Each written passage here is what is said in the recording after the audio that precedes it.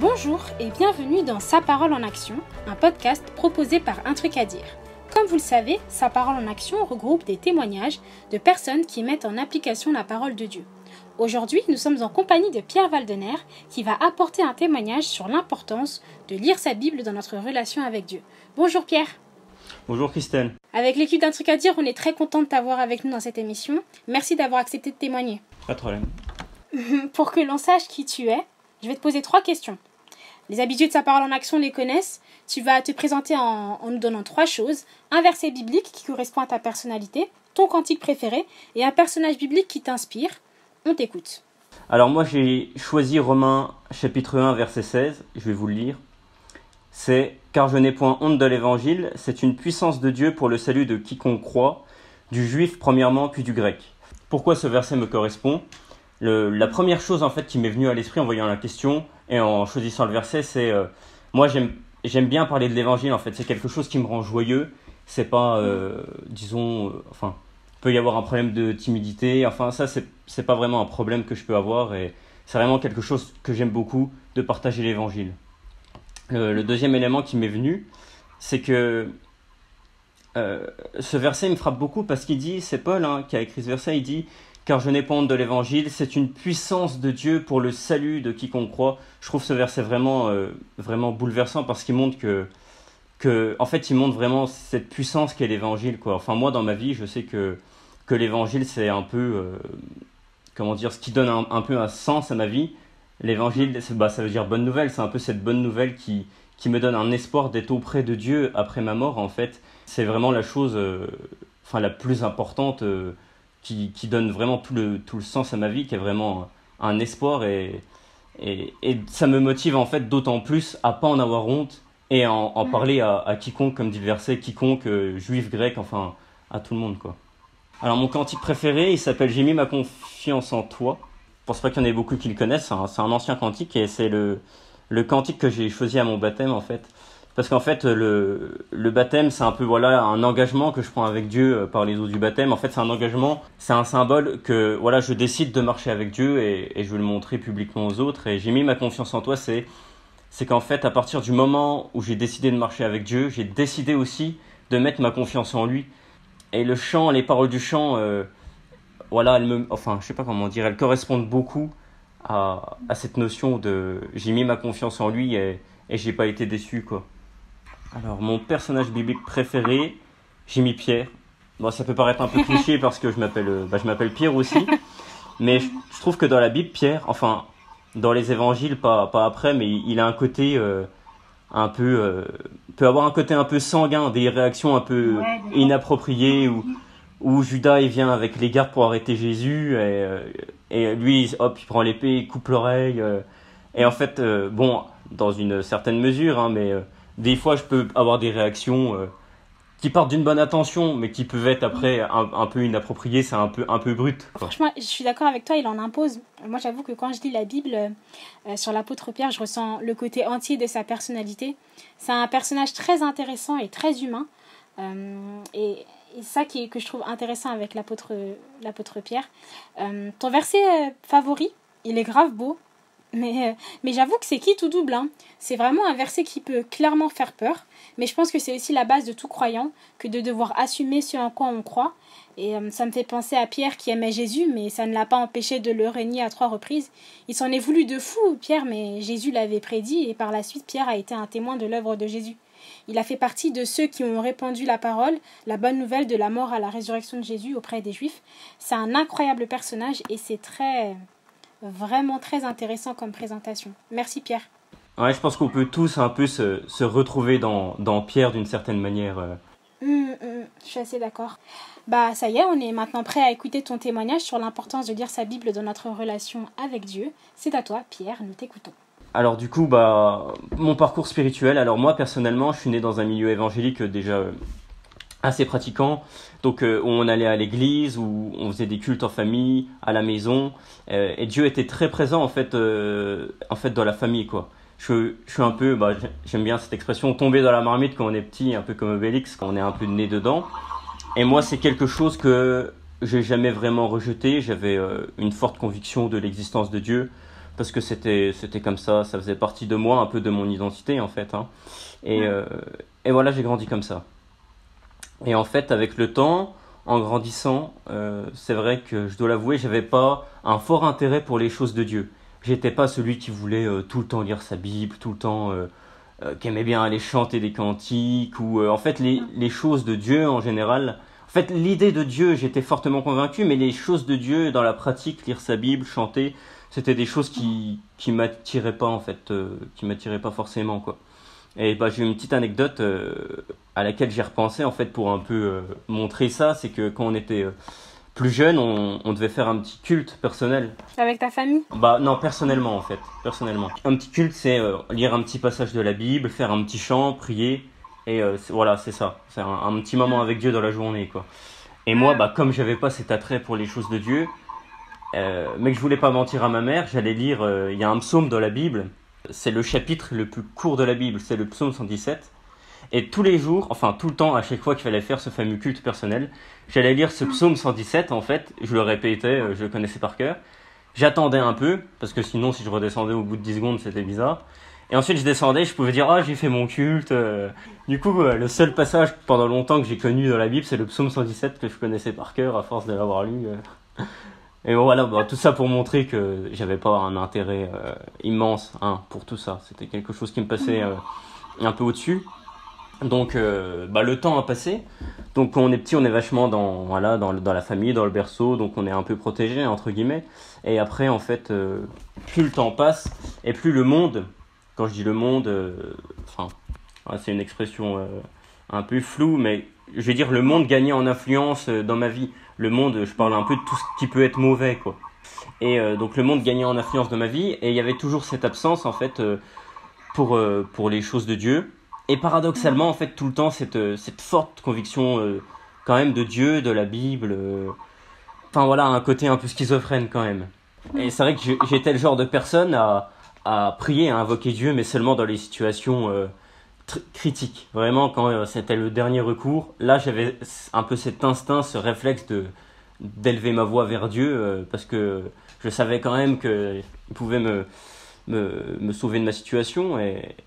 Et c'est vrai souvent, quand j'invoquais Dieu dans des situations critiques, souvent j'avais eu des réponses. Et c'est vrai que ça c'est tout le temps resté quand même dans ma tête. C'est un truc qui m'a beaucoup marqué. Et donc, un jour, si tu veux, mon grand frère, il s'est converti. Et donc, je le voyais souvent lire la Bible, tu vois. Alors qu'avant, pas du tout. Et moi, je comprenais pas, parce que pour moi, il était comme moi. Je disais, mais pourquoi il lit la Bible? Enfin, je comprenais pas, en fait, d'où venait cette envie de vouloir lire sa Bible, quoi. Enfin, bref. Pour résumer, j'avais un peu toute la théorie, mais pas forcément la pratique. Mais j'avais quand même cette conscience qu'il me manquait quelque chose, quoi. Qu'il y avait quelque chose que j'avais pas. Ou en moins que les autres, en tout cas. Donc voilà, j'ai continué, j'ai grandi. Et un jour, j'ai plus été obligé d'aller à l'église. Donc je suis arrivé à un moment de ma vie où on suit les parents. Et un jour, on n'est plus obligé de suivre les parents. Et on fait un peu ce qu'on veut, quoi. Et je sais pas comment dire, mais j'ai quand même décidé, en fait, il y a des dames que j'ai rencontrées un peu au hasard et qui m'ont parlé, qui m'ont invité à l'église et que je connaissais pas du tout.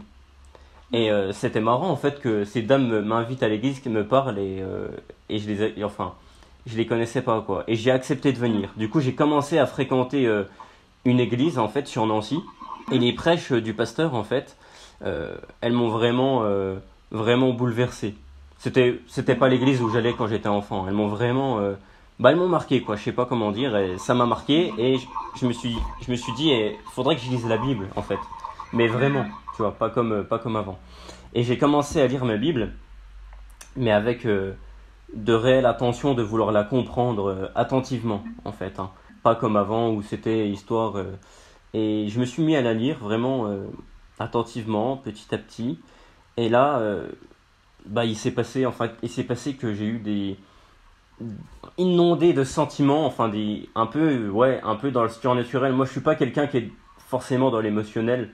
Enfin, je suis assez terre à terre de base. Et là, vraiment, j'ai été saisi par des sentiments que je contrôlais pas du tout, quoi. Et qui venaient vraiment pas de moi. Les sentiments que j'ai reçus, c'était la sensation de péché.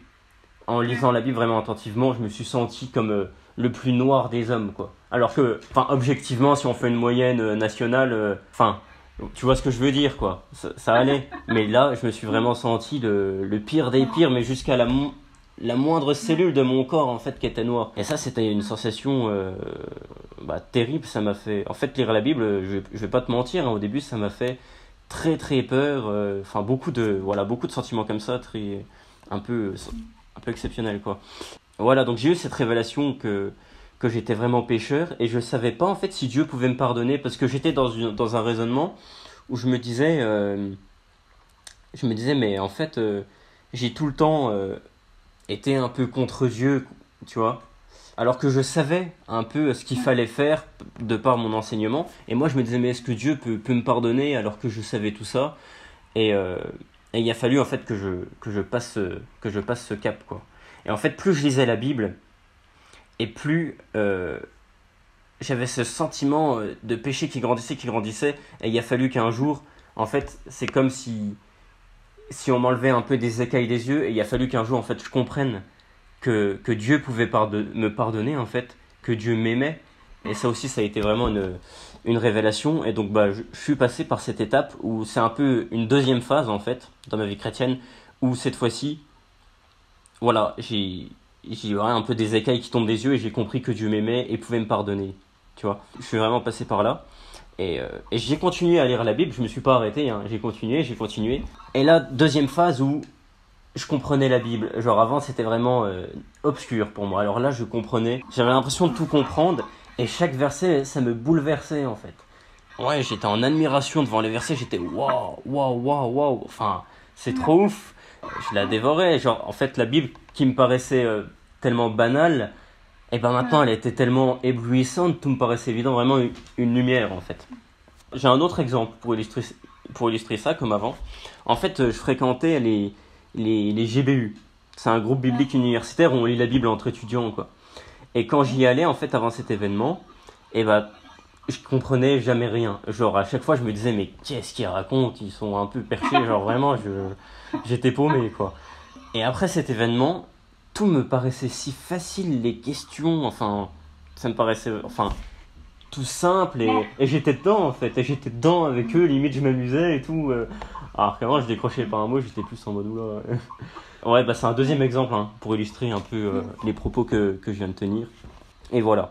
Donc après la suite, c'est que en continuant, j'ai vécu aussi une période de ma vie très forte, où là c'était vraiment un peu le summum. Ça a duré à peu près un mois. C'est une période où vraiment c'était la Bible, je la lisais, et j'ai vraiment ressenti une paix, un bien-être en fait que j'avais jamais eu dans ma vie. Pourtant avant, si tu veux, avant de me mettre à lire la Bible, de rencontrer Dieu si tu veux, hein, je me sentais bien, tu vois. J'avais des amis, les études ça allait quand même, ça roulait pour moi. Mais là c'était vraiment un autre sentiment qui avait vraiment rien à voir.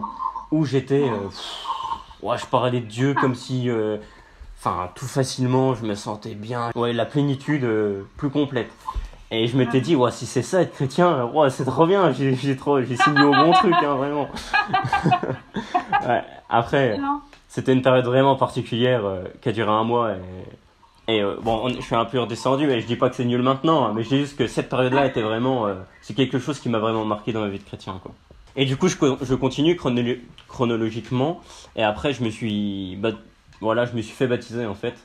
Et je me suis fait baptiser, et là, pour moi, c'était vraiment, là, je suis sûr en fait. Je suis sûr, j'ai trouvé ce qui me manquait, et j'ai trouvé la vérité, et je vais prendre cet engagement avec Dieu. Mon pasteur, il m'avait déjà proposé, quand j'avais 16 ans, de me baptiser. Et quand j'avais 16 ans, comme je l'avais dit avant, j'avais quand même conscience que, même si j'avais toute la théorie, il y avait un truc qui me manquait, tu vois. Et j'avais dit non, et je pense que j'avais bien fait, tu vois. Et donc pour faire un petit résumé, je pense le peu d'expérience dans la vie chrétienne que j'ai, hein, maintenant que je suis baptisé, que je marche avec Dieu, c'est qu'en fait la Bible, c'est vraiment le soutien, c'est vraiment le roc en fait, pour avoir une vie chrétienne solide. C'est ce que je disais, en fait, la vie chrétienne, c'est une vie qui est quand même assez exigeante, qui est quand même qui est pas facile, c'est difficile, hein. Faut pas, moi je trouve que faut pas se mentir. Et la Bible, en fait, elle nous donne, quand on se nourrit de la parole de Dieu tous les jours, elle va nous donner cette force de pouvoir vivre sur ce chemin étroit, quoi. C'est vraiment un chemin étroit de suivre Dieu, et la Bible, voilà, elle nous permet de rester sur le chemin étroit. Et moi, de ce que j'ai pu expérimenter, quand je pouvais moins lire ma Bible, tu vois, dans des moments un peu particuliers, je vais en vacances avec des amis, pas forcément chrétiens, enfin des choses comme ça, je vais moins lire ma Bible, et là je vois qu'automatiquement, hein, je dévie, tu vois. Et c'est en fait avec ces petites expériences que j'ai vu qu'en fait, il n'y a rien qui vient de moi en fait. C'est même Dieu et sa parole en fait avec laquelle je vais me nourrir qui va me permettre de rester sur un chemin étroit. Et ça me faisait penser à un verset de Jésus qui dit sans moi vous ne pouvez rien faire, tu vois. Et j'ai vraiment ce verset, je l'ai expérimenté et réalisé et éprouvé, quoi. Et pour finir avec quelques petites phrases, hein, je dirais que il y a un peu trois stades dans la relation du chrétien avec sa Bible, enfin de ce que j'ai pu expérimenter. Il y a le stade tu lis pas ta Bible, genre t'as lâché les bras et t'es dans une mort spirituelle. Il y a tu la lis, mais tu prends pas forcément de plaisir à la lire, mais tu sais que c'est vital en fait pour toi, pour ta vie avec Dieu, ta vie de chrétien. Et il y a vraiment le stade qu'on doit tous viser. C'est genre tu prends plaisir à lire ta Bible et pour toi c'est waouh, enfin c'est trop bien, quoi. Et voilà, si je pouvais vraiment donner un conseil en fait, je sais pas, à des gens qui pourront peut-être nous écouter, genre qui ont du mal à marcher avec Dieu, enfin moi vraiment de mon expérience, ce serait vraiment c'est lire la Bible, quoi. Passer au-dessus sur ressenti même si on n'a pas envie et y aller, quoi. Et pour conclure, je voudrais citer un petit verset. C'est un petit verset qui est dans le psaume et qui résume bien en fait un peu mon témoignage et tout ce que j'ai expliqué. Le verset c'est je serre ta parole dans mon cœur afin de ne pas pécher contre toi. Tu vois, ça résume trop bien la relation qu'on doit avoir à la Bible, quoi. Quand on sert vraiment la Bible contre nous, tu vois, ça nous préserve. Ouais, mais écoute, merci Pierre. Du coup, moi j'ai quelques questions à te poser pour rentrer un petit peu plus dans le détail. Est-ce que tu penses que lire la Bible impacte la vie des gens qui la lisent et comment ? Alors moi je pense que oui. Je pense que les gens peuvent être plein de clichés par rapport à la Bible. Tu vois, en mode vieux livre qui a été écrit il y a longtemps, plus d'actualité, etc., etc., etc. Et quand on lit la Bible, on voit que elle est plus que jamais d'actualité en fait, la Bible, tu vois. Elle aborde des thématiques qui sont depuis l'aube de l'humanité. Elle parle de la nature de l'homme et on voit que la nature de l'homme, on voit dans la Bible on voit des amitiés, des trahisons, tu vois, on voit tout ce genre de choses et on voit que la nature de l'homme en fait, elle ne change pas, tu vois. L'homme est l'homme et que sa nature est sa nature en fait. Ouais, tu vois ce que je veux dire. Et on a beaucoup de textes différents. En fait, on a des textes un peu philosophiques, tu vois. Vanité des vanités, tout est vanité. On a des textes plus d'histoire, tu vois. On a des enseignements, il y a des ordres, il y a des conseils. Il y a vraiment beaucoup de choses. C'est pas juste l'Apocalypse, plein des têtes de dragons, tu vois ce que je veux dire, quoi. Et ça peut impacter de cette façon, oui. La Bible, j'ai l'impression que c'est un peu un miroir, en fait. En fait, des choses qui sont dans nos vies, dont on se rend pas vraiment compte. En fait, la Bible, elle va pointer du doigt des choses qui vont pas. Tu vois ce que je veux dire ? Ouais, tellement. Plusieurs fois, j'ai déjà lu ma Bible et des choses qui me paraissaient tellement anodines. Et là, la Bible, c'est comme si elle allait te parler, elle te disait, tac, tu vois, non, ça... Ça va pas. Elle va donner des convictions, tu vois. Un miroir de ce que tu es, du moins, de ta nature. Ok. Qu'est-ce qui fait que la Bible devient claire pour le lecteur ? Grosse question. Ouais, grosse question. Alors, qu'est-ce qui fait que la Bible devient claire pour le lecteur ? Alors, moi, je pense que quand on lit la Bible, en fait, avec un cœur sincère, une recherche, une envie de comprendre, je pense qu'en fait, la Bible n'est pas un livre comme un autre. Et en fait, il faut que Dieu nous fasse cette grâce, tu vois, d'avoir ce contact avec sa parole, un contact particulier avec sa parole. Mais en fait, la frontière est subtile parce que moi, tu vois, je peux connaître des gens qui vont lire la Bible, mais tu vois, très intellectuel, tu vois. Pas forcément une recherche ou quoi que ce soit. Et ils vont peut-être comprendre, un peu comme moi, parce qu'ils ont fait du français, ils sont pas bêtes, mais derrière, ils vont pas recevoir cette conviction, tu vois. C'est vraiment pas facile à exprimer, mais en fait, moi je pense tout part du cœur, en fait, de la personne qui va lire la Bible. Et parce que Dieu voit les cœurs, Dieu voit celui qui cherche, tu vois. Et Dieu peut faire cette grâce, en fait, c'est ce que j'ai dit, le contact particulier avec sa parole. Et en fait, c'est un peu technique, mais c'est Dieu qui envoie son Saint-Esprit, quoi, tu vois. Le Saint-Esprit, quand il vient sur nous, c'est un peu Dieu qui vient habiter en nous.